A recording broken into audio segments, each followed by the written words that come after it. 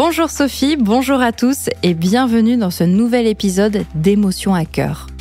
Aujourd'hui, nous allons plonger dans un sujet souvent inconfortable, les conflits.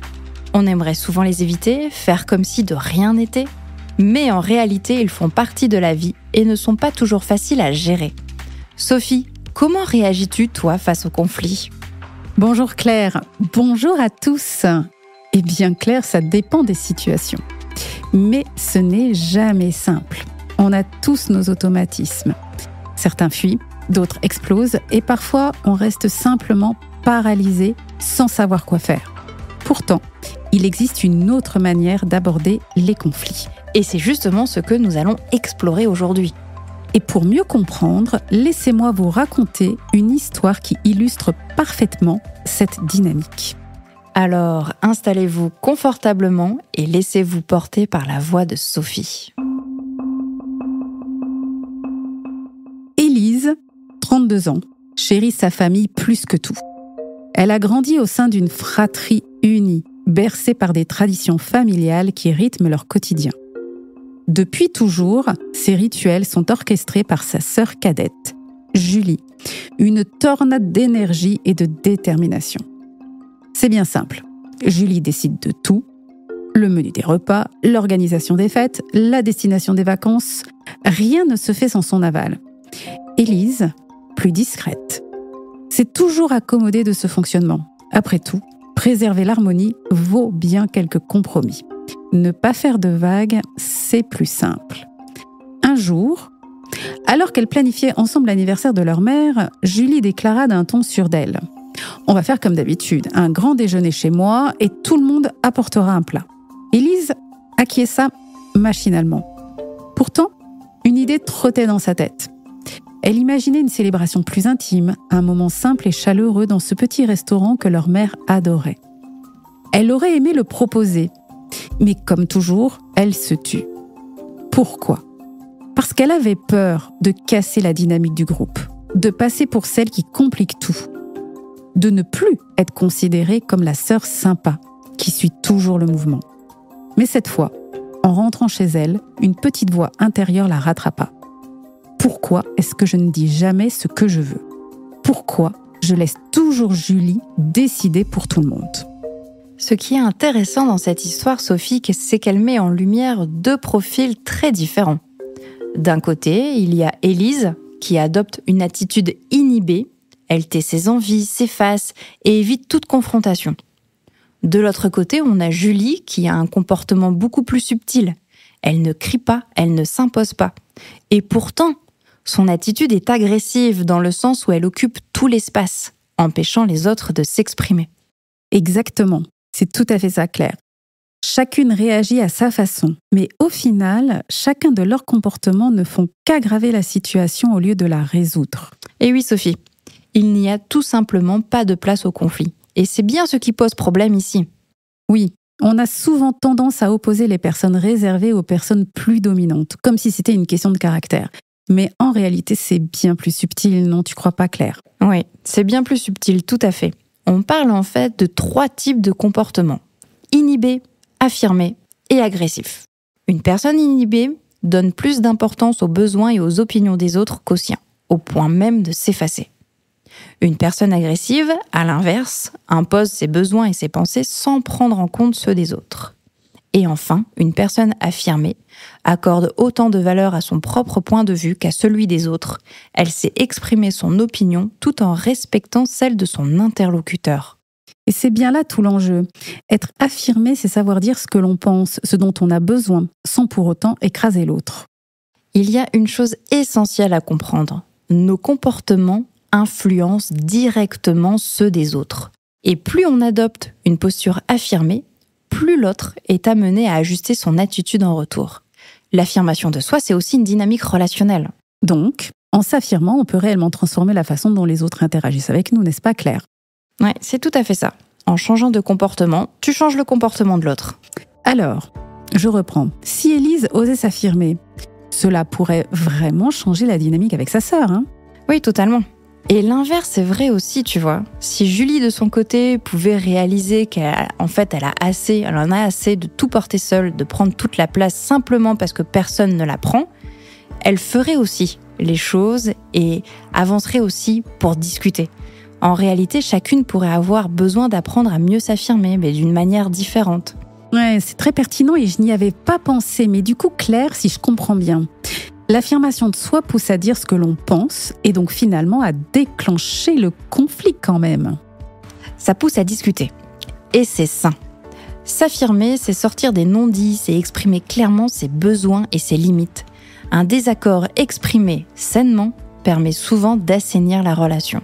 Alors oui, je te rejoins, mais enfin quand même, soyons honnêtes, s'affirmer n'est pas si simple, surtout face à un proche, et encore plus quand cette dynamique est ancrée depuis des années. C'est vrai, Sophie. Alors j'ai une petite astuce que je conseille souvent en consultation pour s'affirmer facilement. Je propose d'utiliser le « je » plutôt que le « tu ». Vas-y, explique-moi. Alors, imagine une situation où quelqu'un ne te respecte pas. Pour rester dans une posture d'affirmation, il est plus efficace de dire « je ne me sens pas respecté » plutôt que de dire « tu ne me respectes pas ». Oui, je vois la nuance. Avec le « tu », l'autre peut se sentir accusé et se braquer. Alors qu'avec le « je », j'exprime simplement mon ressenti. Et c'est là toute la subtilité. Personne ne peut contester ce que tu ressens, ça t'appartient. Et ça ouvre davantage le dialogue. Ok, je retiens. C'est une très bonne astuce et en plus, elle est vraiment facile à appliquer. Mais dis-moi Claire, pourquoi certaines personnes ont-elles si peur du conflit ? Parfois, c'est même presque viscéral au point d'éviter toute dispute. Alors, la peur du conflit vient souvent de notre histoire personnelle et de notre environnement. Certaines personnes ont grandi dans des familles où le conflit est perçu comme une menace, quelque chose de dangereux, voire de douloureux. Ouais, par exemple, comme un enfant qui a vu ses parents se disputer violemment. Il peut associer le conflit à une rupture, à de la souffrance. Et donc, bien sûr, tout faire pour l'éviter une fois adulte. C'est ça, c'est tout à fait ça. Et à l'inverse, certaines personnes ont grandi dans un environnement où toute confrontation était bannie, où l'harmonie était privilégiée à tout prix. Résultat, elles n'ont pas appris à gérer le conflit. Et il y a aussi les contextes où exprimer un désaccord peut être perçu comme un manque de respect, une remise en question de l'autorité. Alors plutôt que de rester une confrontation, on préfère se taire. Et enfin, quand l'estime de soi est fragile, le conflit peut être vécu comme une remise en question de sa valeur ou de la relation. La peur du rejet, le besoin d'être aimé, ou encore la crainte de ne pas savoir quoi répondre si la discussion devient trop intense, tout cela peut pousser à éviter les tensions. Finalement, on est quand même nombreux à ne pas être à l'aise avec le conflit. Oui, Sophie. Et je vais t'avouer quelque chose. Je n'aime pas vraiment non plus le conflit. Mais j'y travaille. Je me souviens d'une de mes relations de couple où il n'y avait absolument aucun conflit. Zéro, nada. Au début, ça m'étonnait. Je me disais, c'est étrange, on se dispute jamais. Et en fait, je crois qu'on évitait tous les deux tellement les tensions qu'on ne voyait même pas les problèmes se poser. Et ironiquement, tu sais, c'est peut-être aussi ce qui nous a mené à la rupture, sans même une vraie dispute. Oui, éviter tout conflit peut donner l'illusion d'une harmonie. Et si on reprend la situation d'Élise et Julie, le danger, c'est que le conflit finisse par vraiment exploser sans contrôle, au moment où l'une d'entre elles atteindra un point de non-retour, voire même une rupture totale. Le problème, c'est qu'on entre alors dans un rapport de force où il n'y a plus d'écoute et où tout tourne au reproche. La première étape, c'est donc de recréer un espace de dialogue basé sur l'écoute active et le respect mutuel. Ouais, parfois juste dire « Ok, on est d'accord sur le fait qu'on n'est pas d'accord. » C'est déjà un premier pas. Mais que faire ? Tu vois, quand on n'arrive même plus à recréer cet espace de dialogue. Là, effectivement, c'est un peu plus délicat. Mais il existe plusieurs approches pour désamorcer un conflit et retrouver une communication plus saine. Je te les partage, Sophie. L'une d'elles, c'est de laisser place au silence. Quand les échanges deviennent trop tendus, s'accorder une pause peut empêcher l'escalade. Mais attention, il ne s'agit ni de fuir la discussion, ni de punir l'autre en l'ignorant. L'idée, c'est de revenir à la conversation plus tard dans un état d'esprit plus apaisé. Alors, c'est vrai qu'on a parfois tendance à réagir trop vite sous le coup de l'émotion. C'est bien le problème. Oui, ça nous est tous arrivé. Et un silence bien placé peut justement aider à faire redescendre la pression et à éviter une réaction impulsive. Ensuite, une autre approche peut être de changer de canal de communication. Parfois, s'exprimer autrement peut débloquer une situation. Si un face-à-face devient trop tendu, écrire une lettre ou un message permet d'exprimer ses pensées plus calmement. Et parfois, en prenant le temps d'écrire, on comprend aussi même mieux ce qu'on ressent. Oui, et puis ça peut permettre à l'autre de relire avant de réagir, au lieu d'être pris dans l'urgence de répondre immédiatement.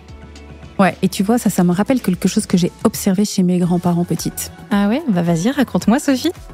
Quand papy et mamie se disputaient, il y avait toujours un moment de silence, un vrai silence où chacun restait dans son coin. Ils étaient carrément vexés, même fâchés. Mais au lieu que ce silence devienne une barrière, tu vois, mon grand-père, il en faisait un jeu. Un jeu ? Ouais, il écrivait des petits mots, mais alors le côté sympa, c'est qu'il les cachait un peu partout dans la maison, comme une chasse au trésor. Et ça pouvait être un simple « je suis toujours là », ou une phrase drôle, ou même juste un dessin. Et mamie, elle tombait dessus par hasard en ouvrant un tiroir ou en allant chercher sa tasse de thé. Et ça changeait réellement l'ambiance ? Complètement. Ça remettait de l'envie dans la relation. Et puis imagine, c'est cool quoi. Mamie, elle était fière en trouvant un deuxième mot, puis un troisième. Elle finissait par sourire. Et petit à petit, le silence, il se transformait en un jeu de piste. Et ça remettait de la légèreté dans leur dispute. Le premier mot qu'elle lui disait après, c'était rarement un « pardon ». Mais plutôt, j'ai trouvé ton mot sous mon oreiller. Et là, ça y est, la communication était relancée. Ah oui, c'était vraiment une bonne façon de relancer la communication. Ça montre bien que le silence ne doit pas être un mur, mais bien une transition. Oui, et je trouve que ça rejoint ce qu'on disait sur le fait de passer par un autre canal. Parfois, parler tout de suite, c'est trop dur. Mais écrire ou même laisser un simple signe de présence, ça permet de remettre du mouvement sans avoir à subir la confrontation directe.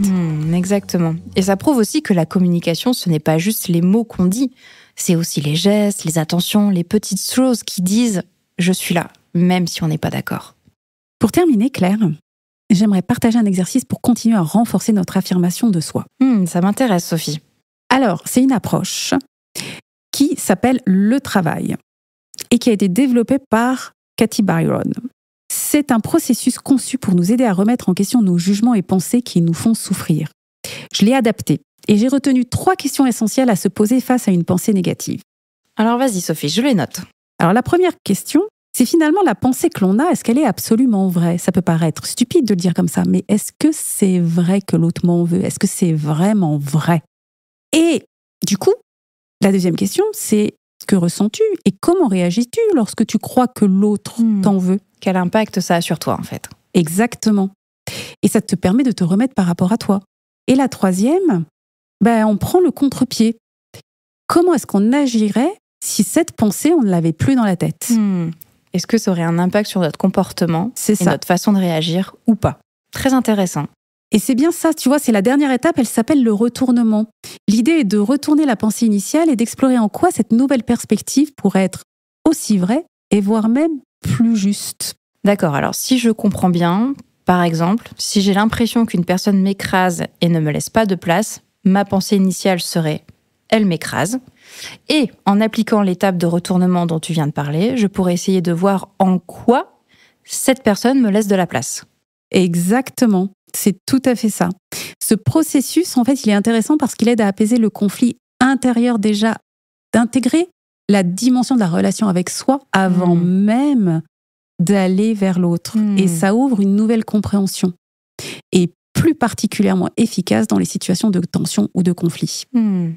D'ailleurs, j'ai pas pris cet exemple au hasard, Sophie. J'ai longtemps évité le conflit et plus jeune, j'avais même tendance à m'effacer. Et tu vois, pour mon mari, c'est tout l'inverse. Jeune, il avait tendance à prendre toute la place. Ça me rappelle une histoire. Oui, c'est vrai que c'est un peu comme dans la dynamique de Julie et Élise qu'on a exposée jusqu'ici. Tu vois, aujourd'hui, dans notre couple, on explore ensemble complètement cet outil du conflit, donc comment dire poliment qu'on se dispute, et on a réussi à en faire une force et à comprendre nos besoins et nos limites. Et j'aime bien dire, tu vois, qu'un couple, ça bouge, c'est vivant. On s'ajuste constamment l'un à l'autre, l'un et l'autre. Malgré tout, il m'arrive encore parfois de penser « il m'écrase ». Et lui, de son côté, ne sait pas toujours comment réagir face à ce ressenti. Écoute, je te propose, Claire, que... Allez, si je te proposais de répondre aux 3 questions, on essaye de faire l'exercice ? Allez, on y va. Super. Alors, imaginons, tu es en pleine discussion avec ton mari. Très bien. Et Tu l'as bien à l'esprit, cette pensée qui est vraiment présente, il m'écrase. Première question. Est-ce que cette pensée, elle est absolument vraie ? Non, ce n'est pas absolument vrai. Ce n'est pas vrai en fait en toute situation. Il me laisse beaucoup d'espace dans d'autres moments. On arrive à la deuxième question. Que ressens-tu et comment réagis-tu lorsque tu crois réellement à cette pensée ? Dans la conversation, je vais me sentir frustrée, voire même impuissante. J'ai l'impression il veut pas comprendre. Et j'ai tendance du coup à me refermer sur moi-même ou à me braquer. Ce qui n'aide pas à améliorer la discussion, j'en conviens. Alors tu vois, c'est là où ça prend toute sa puissance, cette méthode, le travail. Comment agirais-tu ? Du coup, maintenant, on arrive à la troisième question. Comment agirais-tu si cette pensée, elle n'existait pas ? Je pourrais exprimer mon point de vue sans me mettre sur la défensive, j'imagine. Et c'est ça qui est intéressant. Maintenant, passons au retournement. Comment pourrais-tu reformuler ta pensée initiale ? Au lieu de penser « il m'écrase », je pourrais essayer « il me laisse de la place ». Ou même, peut-être encore mieux, « je prends ma place ». Exactement. Et c'est là où tu vois que ce retournement, il est puissant. Car il te redonne du pouvoir sur la situation. Plutôt que d'attendre que l'autre change, tu peux agir toi-même sur ta propre posture. Tu vois, Sophie, ça me fait réfléchir. Tu vois, les podcasts, ça sert aussi pour nous, d'abord, premièrement, même si j'espère que ça sert aussi nos chers auditeurs. Mais peut-être que dans ces moments-là, c'est moi qui n'ose pas prendre ma place autant que je le pourrais. Et c'est là tout l'intérêt de l'exercice. Il permet de sortir de notre vision automatique. Il permet d'explorer d'autres perspectives et uniquement par soi-même. Ça demande un peu d'entraînement, mais je pense que ça peut être très libérateur. Et cet exercice, il ne fait que nous montrer à quel point nos pensées influencent notre manière de vivre les conflits. En prenant du recul, en questionnant nos croyances, on peut transformer notre regard et mieux s'affirmer, sans entrer dans un rapport de force. Et surtout, ce qu'on comprend aujourd'hui, c'est que le conflit n'est pas forcément une menace. Bien géré, il peut même devenir un véritable outil de croissance personnelle et relationnelle. T'as raison, je pense qu'il est même essentiel, on ne pourra jamais éviter le conflit. Alors, justement, la prochaine fois, chers auditeurs, que vous sentez la tension monter, prenez un instant, posez-vous ces 3 questions. Est-ce que c'est vrai ? Qu'est-ce que vous ressentez quand vous avez votre pensée en tête ? Et si vous la retourniez, est-ce que vos sensations à l'intérieur de vous bougent ? Qu'est-ce qui change en vous ? Merci d'avoir partagé ce moment avec nous. On espère que cet épisode vous a donné des clés pour aborder les conflits sereinement. Et surtout, souvenez-vous, vous êtes le héros de votre vie.